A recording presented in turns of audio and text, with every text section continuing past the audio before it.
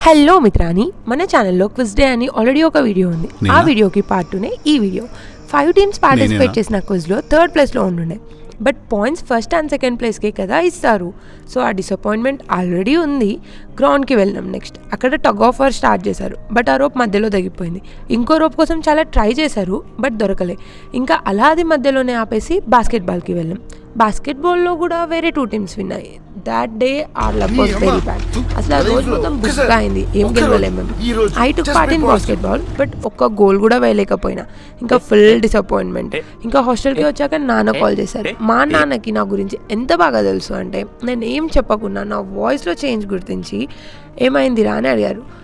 And I was like, basketball నా వల్లే పోయింది డాడీ అని చెప్తే మా నాన్న ఇట్స్ ఓకే, నాన్న కన్నా బంగారం ఏడవకు అని కాకుండా గేమ్ అన్న తర్వాత 2 ఉంటాయి.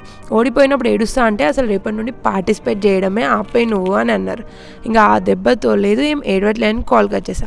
బట్ ఈరోజు మొత్తంలో నాకు జరిగిన ఒకే ఒక మంచి థింగ్ మా పావని అక్క. అప్పుడు అసలు ఓడిపోవడానికి అనవసరంగా పార్టిసిపేట్ చేశా అనుకున్నా. But now I'm happy because ఆ బాస్కెట్బాల్లోనే ఐ మెట్ పావని అక్క. She came as a senior and teammate, but she stayed as a sister. ఏది జరిగినా మంచిగా అంటే ఇదేనేమో.